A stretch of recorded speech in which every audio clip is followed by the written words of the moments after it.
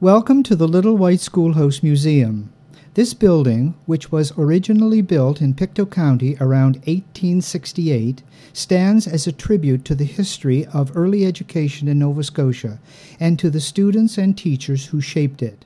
Let's step back in time to an era of slates and handbells as we spend a day in the life of a student attending a one-room schoolhouse in the early 19th century. The early morning routine at a Nova Scotia schoolhouse, such as Riverton, often involved one student having to wake up before dawn to go to the school and get the wood stove burning. This would ensure the schoolhouse was nice and warm when classes started. There was no electricity in schoolhouses in the late 19th and early 20th centuries. It sure is cold in here, even colder than usually. My mother said the teacher had to go into town this morning. I bet she was late starting the stove today. She should be back soon. I sure am glad I don't have to get up at 4 in the morning to come in here and start the stove. You have to clean up the firebox, cover the grates with paper, light it, and then put the logs in. And there are also all those messy ashes to clean up. And when the school runs out of wood, the teacher even has to bring some over from the Smith house where she's boarding this year. Father said that if the school board had more money, they would hire a student janitor. $1 whole a month. The money would be nice. In those days, classes started much like they do today, with a bell ringing to let the students know that it was time for class. This bell was not a buzzer like you are used to today. It was a handbell the teacher would ring. Students would then line up at the entrance to the schoolhouse and make sure they removed their hats before entering.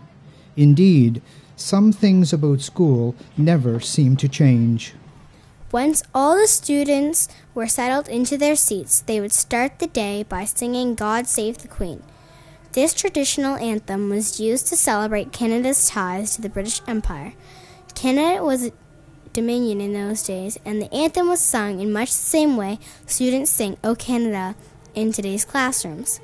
To this day, the song retains symbolic meaning in Canada as it is still known as the country's royal anthem. The church also played an important role in schoolhouse life in those days. After singing God Save the Queen, students would then proceed to morning prayer.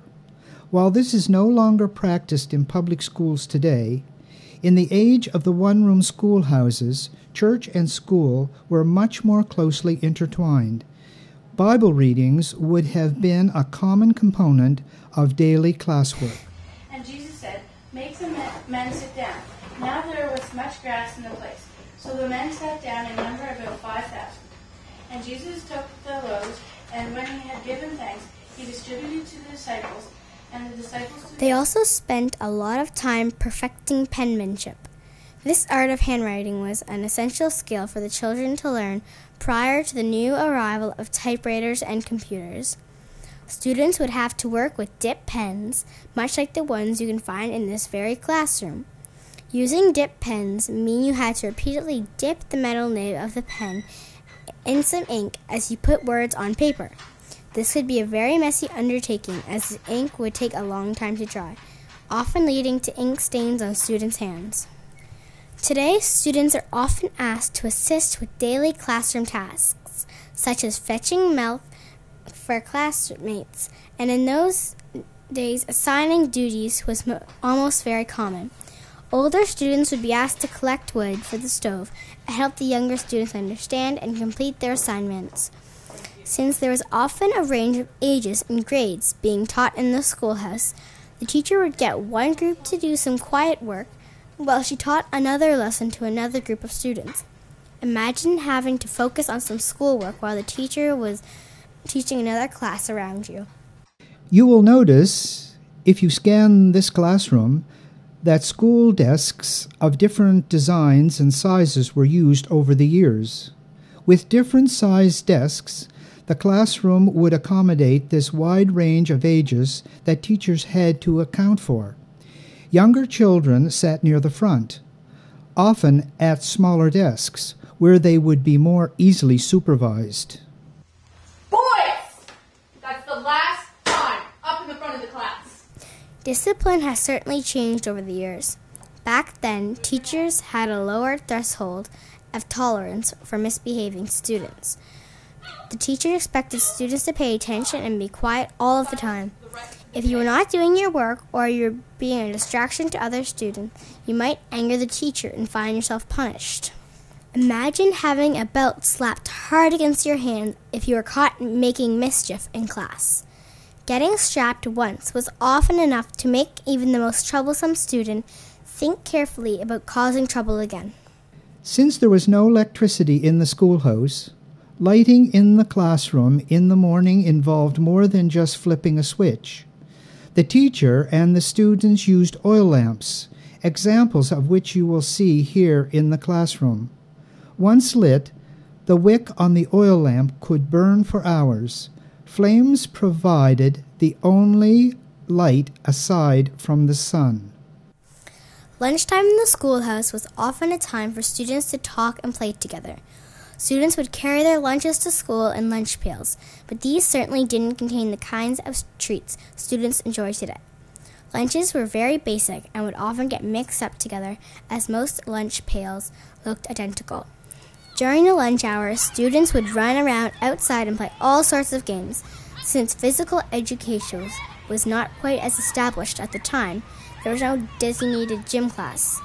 Schoolhouses often did not contain much sports equipment, so games like hide-and-seek and tag were very common.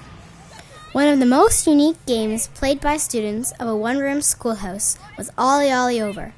The game would involve the students forming teams on either side of the schoolhouse and taking turns throwing the ball over the schoolhouse to the team on the other side. If a school was fortunate enough to afford some recreational items for the students, a baseball bat was often purchased. Baseball was a very popular sport among both boys and girls who would play this iconic game during their lunch break. Just like today, lunchtime never seems long enough for the students. When the bell rang, they would have to go back inside the schoolhouse for their afternoon classes. 100 years ago, students enjoyed playing jokes and pranks on each other. Some things truly never change. The age-old rivalry between boys and girls has been going on for many, many years. Sometimes the pranks would go a little too far, and some would end up having to cut their hair. When you get thirsty in class today, you ask to go to the water fountain. Well, students in a one-room schoolhouse didn't have access to the same kind of water fountain. Instead, they often had a large ceramic barrel filled with water. Students would drink the water with a dipper, which is something like a large soup spoon. In the winter, if the water froze at night, no one would have any water to drink the next day. You can find one of these barrels in this very classroom. At the end of the day, students would pack up their things and walk home. There were no cars or buses for easy transportation. In fact, some students would have to walk miles to school each day. Some students would be very happy to travel so far by foot, as they believed the further away you lived from school, the more time you had to play in the walk home. As you take a look around this classroom, see if you can spot some of the items that define the life of a one-room schoolhouse. Enjoy your visit and remember to behave.